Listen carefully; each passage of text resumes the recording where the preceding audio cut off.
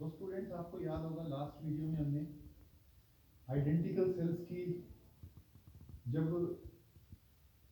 Series में connect कर दिया था तो इफेक्टिव ईएमएफ आती थी हमारे पास एनई और इंटरेस्टेंस आता था एनआर इक्विवेलेंट। लेकिन अगर बाय मिस्टेकन कुछ सेल्स उसमें रॉन्ग ऑर्डर में कनेक्ट हो जाए या रिवर्स पोलैरिटी में कनेक्ट हो जाती थी तो एक सेल अपने साथ एक सेल को डिस्ट्रॉय कर देती। मीन्स हमने ये पढ़ा था कि एक अनार दो बीमार। मीन्स अगर एक सेल रॉन्ग ऑर्डर में कनेक्ट हुई तो दोनों ईएमएफ कम हो जाती थी। दो कनेक्ट हुई तो चार, हमने लिखा था दो सेल के कारण से 2 into 2e 4e 6e या 2 into 3 into e और m सेल्स की 2m into e। मींस जितनी भी सेल्स रॉन्ग ऑर्डर में कनेक्ट होंगी उसकी ट्वाइस मींस एक अपने साथ एक और लेके मरेगा। तो हम तो डूबेंगे, डूबे भी लेट होती थी। हमने ये पढ़ा था तो हमें इफेक्टिव ईएमएफ ne होती थी, उसमें से कितना कंट्रीब्यूशन कम हो जाएगा ट्वाइस m e। तो इसका मतलब ये हुआ था that is n minus 2 m e। तो इफेक्टिव ईएमएफ आती थी और इंटर रेजिस्टेंस सेम रहता था इन सभी सेल्स का काउंट होगा। तो इफेक्टिव करंट हमारे पास आएगा I effective over R effective. अब R इफेक्टिव कितना होता था हमारे पास that is load resistance plus equivalent resistance. तो लोड रेजिस्टेंस तो R और इक्विवेलेंट रेजिस्टेंस कितना है दैट इज NR। ये हमारे पास formula effective EMF is n minus 2m into E, where n is the total number of cells joined in series जिसमें total counting होगी जितनी भी थी और m है लॉन्ग ऑर्डर में जितनी कनेक्ट हुई वो। तो उसका डबल कंट्रीब्यूशन कम होगा और divided by load resistance plus internal resistance. ये फार्मूला हमने याद रखा है कि हमारे पास एक्सरसाइज में क्वेश्चन से मुझे काम आएगा। अब हम कुछ न्यूमेरिकल प्रॉब्लम्स डिस्कस करते हैं रिलेटेड टू द सेल्स। तो फर्स्ट प्रॉब्लम में हमने ये लिया है कि हमारे पास दो सेल्स हैं, एक 5 वोल्ट और 0.3 ओम रेजिस्टेंस, एक 9 वोल्ट और 1.2 ओम, और इनको हमने E1 और E2 से इंडिकेट कर दिया। और आप देख रहे होंगे यहाँ फिगर में कि एक सेल की जो पॉजिटिव प्लेट है दूसरी सेल की पॉजिटिव से कनेक्ट है, नेगेटिव से नहीं कनेक्ट है। Means back to back connect है, मैंने कहा बैक टू बैक। और जब बैक टू बैक कनेक्ट होती थी तो इक्विवेलेंट जो ईएमएफ आती थी वो इफेक्टिव ईएमएफ हो जाती थी E equivalent is E1 minus E2।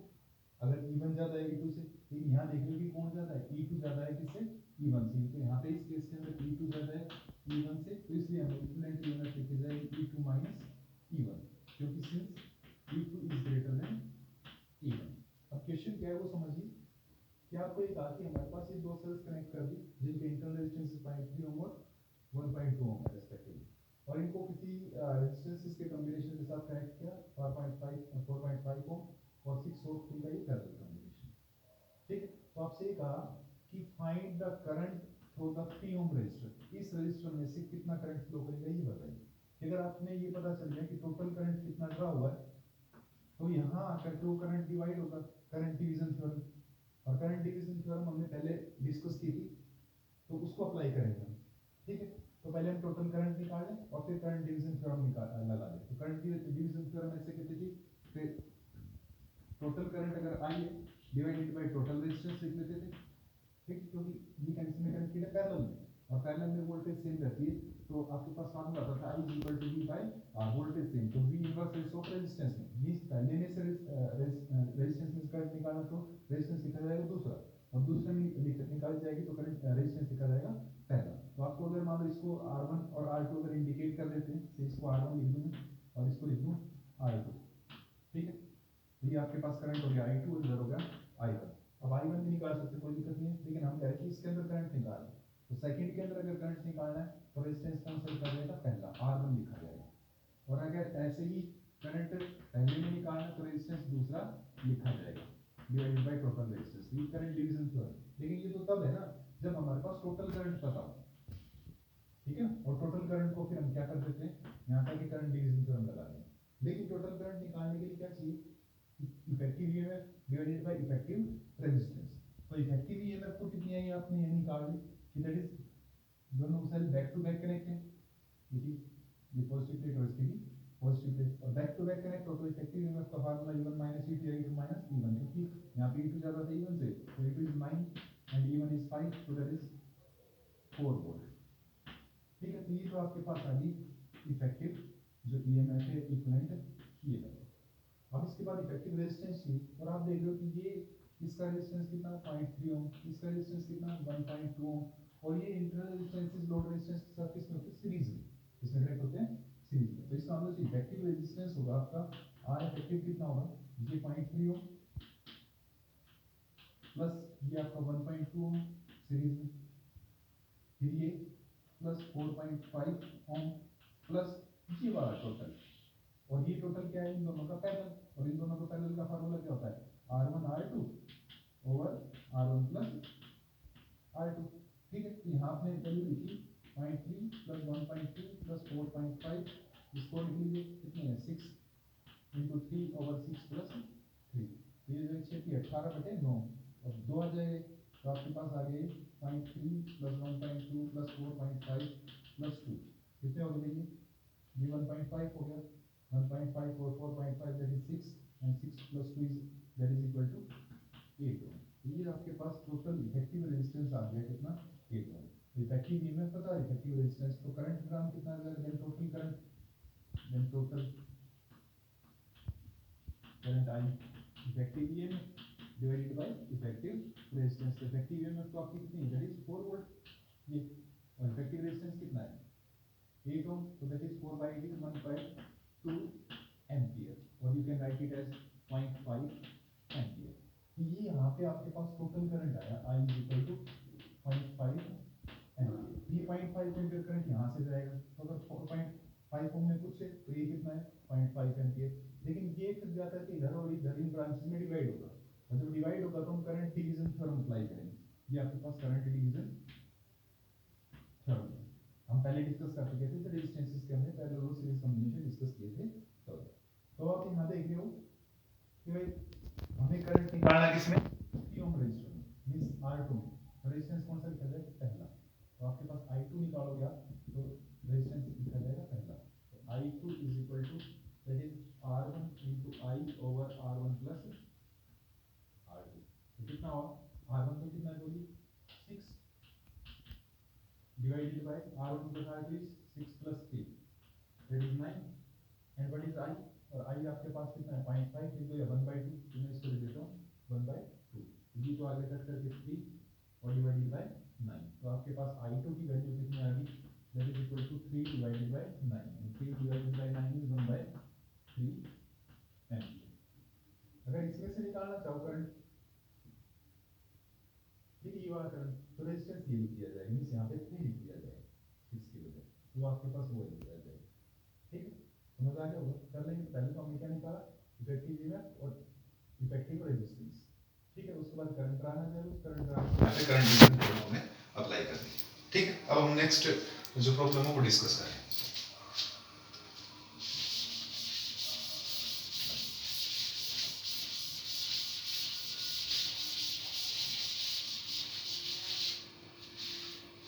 ये मिटा देते हैं। यहाँ ये कहता है कि आपके पास कुछ आइडेंटिकल सेल्स हैं जिनकी ईएमएफ तो हर एक सेल की 2 वोल्ट 2 वोल्ट 2 वोल्ट 2 वोल्ट और इंटर रेजिस्टेंस है R, ठीक है, जो कि हमें गिवन नहीं है, और कहता है कि इन सारी सेल्स को पैरेलल में कनेक्ट करके दो 15 ओम के रेजिस्टर जिनको पैरेलल में कनेक्ट किया था उनको करंट देने के लिए सप्लाई देने के लिए यूज किया गया। सपोज करें इन दोनों का parallel combination means R1 R2 और R1 प्लस R2 से निकाल लेंगे, ठीक है, वो आपके पास 15/2 आ जाएगा, तो दैट इज 7.5, तो ये हम कैलकुलेट कर लेंगे। लेकिन अब आपने तो ये कहा कि जब इन सेल्स का कॉम्बिनेशन यूज किया तो सेल की जो टोटल ईएमएफ, क्योंकि सेल किसके अंदर कनेक्टेड है पैरेलल में, और पैरेलल में ईएमएफ क्या रहती है सेम, हमने बताया, तो ईएमएफ तो कितनी रहेगी 2 वोल्ट ही रहेगी। ठीक है, चाहे आप 10 सेल जोड़ते तब भी, 5 सेल जोड़ते तब भी, 4 सेल जोड़िए तब भी ईएमएफ कितनी रहेगी 2 वोल्ट। और कहता है कि जब करंट ड्रा किया तो उसके अक्रॉस जो टर्मिनल पोटेंशियल डिफरेंस जो V होता है वो आपके पास आया कितना 1.6 वोल्ट। तो कहता है कि आप हर एक सेल का इंटरनल रेजिस्टेंस बताइए, या internal resistance of a single cell, एक सेल का इंटरनल रेजिस्टेंस क्या होगा वो बताइए। तो आपको याद होगा कि मैंने इंटरनल रेजिस्टेंस का फार्मूला लिखा था small r is equal to E by V minus 1 into the total load resistance, जिसको ऐसे भी लिखा था E आया तो ये था E minus V divided by V, लेकिन जब डिवीजन में कर दिया तो ये आगे से E by V और V by V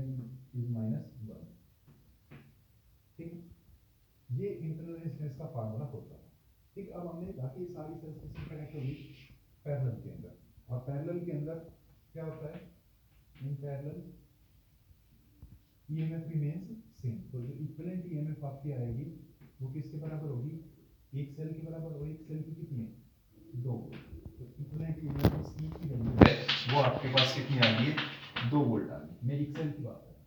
ठीक है, अब ये सारी सेल पैरेलल में कनेक्ट होंगी, तो पैरेलल में जो रेजिस्टेंस होगा इक्विवेलेंट आर इक्विवेलेंट कितना आएगा, 1 over R plus 1 over R plus 1 over R plus 1 over R, that is 4 by R, 1 over R equivalent, और आर इक्विवेलेंट कितना जाएगा, that will be R by 4। मींस आप ये कह दीजिए कि हमारे पास ये चारों सेल मिल करके एक सेल ऐसी बन गई है जिसकी इक्विवेलेंट ईएमएफ तो 2 वोल्ट ही है, और इंटरनल रेजिस्टेंस हो गया कितना, आर बाय 4। तो मैं इसको सपोज क्या लिख दूं, आर डैश, तो ये होगी इक्विवेलेंट ईएमएफ ई, ठीक है ना, 2 वोल्ट की, ये तो 2 वोल्ट होगी, और इसका जो टर्मिनल पोटेंशियल डिफरेंस ये क्या है, बी, बताइए 1.6 वोल्ट, ये आपको V1 है। ठीक है, तो आपको ई गिवन है, V नॉन है, ये आपने निकाले पैरेलल पे, V नॉन है, और लोड रेजिस्टेंस कितना होगा इनका, पैरेलल कॉम्बिनेशन वो निकाल लेंगे, तो आपके पास इंटर रेजिस्टेंस आ जाएगा इन चारों सेल का, इन 4 सेल के कंट्रीब्यूशन के कारण से आर डैश आ जाएगा मींस, और आर डैश आ जाएगा तो आपके पास एक सेल का भी आ जाएगा। ठीक है, तो आप ये कहोगे कि इन दोनों का जो पैरेलल कॉम्बिनेशन होगा आर इफेक्टिव वो कितना होगा, that is R1 R2 15 × 15 bye 15 plus 15। ठीक है, तो ये आपके पास आ जाएगा, क्योंकि पैरेलल में बराबर होते हैं तो रेजिस्टेंस हाफ हो जाता है, R/2 तो 15/2 ये आपके पास आ जाएगा 15/2 ओम लिख लीजिए या 7.5, जैसे हमने रिक्वायरमेंट पढ़ेंगे उसी हिसाब से यूज करते हैं। ठीक है, अब इस फार्मूले में यूज करते हैं, तो इक्विवेलेंट रेजिस्टेंस हमारे एक सेल के लिए थोड़ी है, 4 सेल की बात करें तो 4 सेल का हम कितना लिख दें, R डैश। ठीक है, R dash is equal to आपके पास कितना है, दैट इज R बाय 4। तो R dash is equal to E by V minus 1 into R. E is what? 2. V is what? 1.6. ठीक है, minus 1 और into लोड रेजिस्टेंस आपके पास 7.5 आप यूज कर दीजिए। ठीक है, आप इसको सीधा ये भी यूज कर सकते हैं, E minus V by V। ठीक है, तो E by V by V 2.6, 2 by minus 1.6 divided by 1.6 हो जाएगा, तो that is 0.4 divided by 1.6 into 15/2 लिख लो या 7.5, मैंने 15/2 लिख लिया। ठीक है, तो ये फैक्टर कितना हो जाएगा, 1/4। बताइए, ये हो गया आपके पास इक्वल टू 1/4 into 15/2। तो ये आपके पास R डैश आ गया, और R डैश कितना आ गया, 15/8 ओम। ठीक है, और हमें निकालना है R, ना कि R डैश, तो R डैश कितना है, that is equal to R by 4 and that is 15/8 ohm। तो ये आपके 4 2 से कट जाएगा, तो R is equal to 15/2 ohm means that is 7.5 ohm। ठीक है, तो ये आपके पास इंटरनल रेजिस्टेंस एक सेल का आ जाएगा। समझ गया, पहले क्या किया, पैरेलल में इफेक्टिव ईएमएफ लिख ली, वो सेम रहेगी, इंटर रेजिस्टेंस कितना हो जाएगा, R by N, R by N हो गया, इनका पैरेलल कॉम्बिनेशन निकाल के लिख दिया, और ये फार्मूला यूज कर दें E minus V by V into load resistance. ठीक है, लास्ट देखिए, ये इसका थ्योरेटिकल तो हम पहले डिस्कस कर चुके थे, जब हमने V और I टर्मिनल पोटेंशियल डिफरेंस और करंट ड्रॉन के लिए हमने ग्राफ ड्रा किए थे। अब उसका यूज जो पहले बोर्ड एग्जाम के अंदर काफी बार आ चुके हैं, इंपॉर्टेंट है आपके लिए, एक सेल के लिए भी किया जा सकता है, 4 सेल का कॉम्बिनेशन दे दे सीरीज में, 5 का 6 का जैसे भी दे आपको।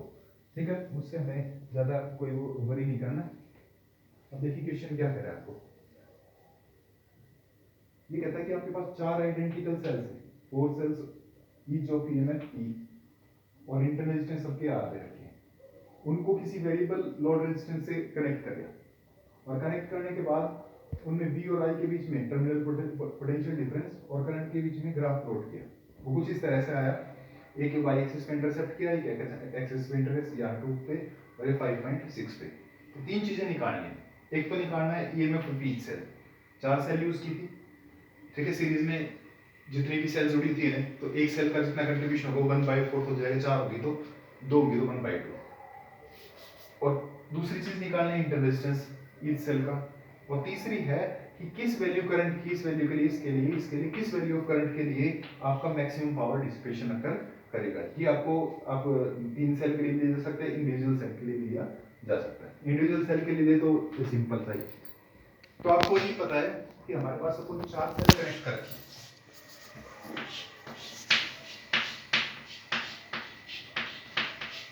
ई ई ई ई और इंटरनल रेजिस्टेंस आर आर और आर, ठीक है। इसका मतलब ये सारी मिलकर के एक सेल बन गई, ठीक है। कितनी ईएमएफ की, 4E की, और इंटरनल रेजिस्टेंस कितना, 4R का, ठीक है। और अब इससे किसी वेरिएबल लोड रेजिस्टेंस को कनेक्ट कर रखा है, ये वेरिएबल लोड रेजिस्टेंस है, और इससे जो करंट ड्रा होगा, ठीक है, उसके कारण जो पोटेंशियल डिफरेंस आएगा इस सेल के अक्रॉस टर्मिनल पोटेंशियल डिफरेंस, उस V और इस I के बीच में क्या करा, ग्राफ प्लॉट किया, ठीक है। और वो जब हम ग्राफ प्लॉट करते थे तो वो इस तरह का ग्राफ आएगा, ये V और ये I, ठीक है। और V और एक इक्वेशन होती थी हमारे पास, V = E - IR, ठीक है। तो इस एक्सप्रेशन को जब हम लिखते थे V = E - IR, मैं दोबारा से थ्योरी को रिव्यू कर रहा हूँ, ये y एक्सिस के रूप में आ जाता था, इसको हम ऐसे लिख लें -R × I + E, ये y एक्सिस के, x एक्सिस के लोग ये हो गया था y एक्सिस के लोग, ये आपके पास स्लोप हो जाती थी नेगेटिव का स्लोप, ठीक, स्लोप नेगेटिव है, और ये EMF, ठीक है। तो ये आपके पास y और x के बीच में जो ग्राफ है, ये सो C इंटरसेक्ट, V और I के बीच में ग्राफ, ये एक स्ट्रेट लाइन आता था, तो थ्योरेटिकली हमने कहा था, वो एक्सपेरिमेंटली भी इसी तरह का है। और यहाँ ये जो y एक्सिस पे जो इंटरसेप्ट है, y एक्सिस का मतलब I की वैल्यू 0, यहाँ तक I 0 हो जाएगा, और जब I को हम 0 कर देंगे तो V की वैल्यू मैक्सिमम जो भी होगी, मैक्सिमम से मैक्सिमम कितनी होगी, ये वैल्यू, ये किसके बराबर हो जाएगी, EMF के बराबर।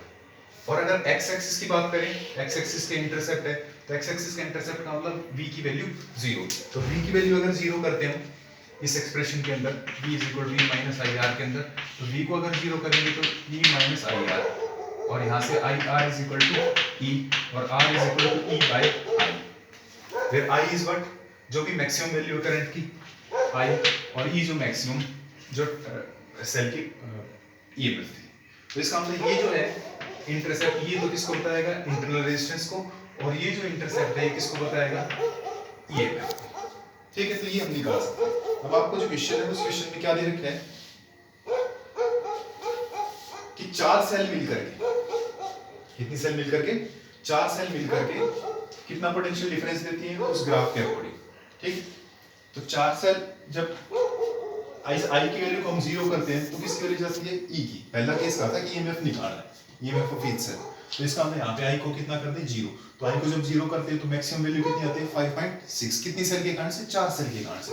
तो इसका मतलब ये हुआ V की मैक्सिमम वैल्यू किसके बराबर, E के बराबर, ठीक है। V की मैक्सिमम वैल्यू कितनी है, 5.6, और कितने के बराबर, E के बराबर। E कितने सेल की, 4 सेल की, तो 4 सेल की कितनी होगी, 4E, तो 4E आपके पास होगा 5.6, तो एक सेल का कितना आ जाएगा, 1.4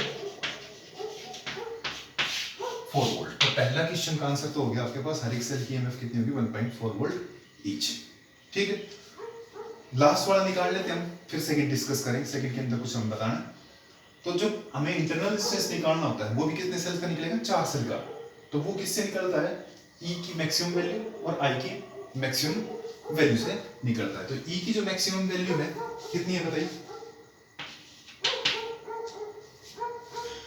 और I की जो मैक्सिमम वैल्यू है, I की मैक्सिमम वैल्यू आपके पास 2, तो और E की मैक्सिमम वैल्यू कितनी है, दैट इज 5.6, और डिवाइडेड बाय 2, तो ये आपके पास हो जाएगा 2.8 ओम। ये कितनी सेल का इंटरनल रेजिस्टेंस है, से इसको R इक्विवेलेंट लिख देता हूँ, 4 सेल का, तो 4 times of R is 2.8, so R is what, 2.8 divided by 4, that is 0.7 ओम। तो एक सेल का इंटरनल रेजिस्टेंस कितना आ जाएगा, 0.7 ओम आपके पास आ जाएगा, ठीक है। अब हम कहते हैं कि दूसरा जो क्वेश्चन है वो ये कहता है कि किस वैल्यू,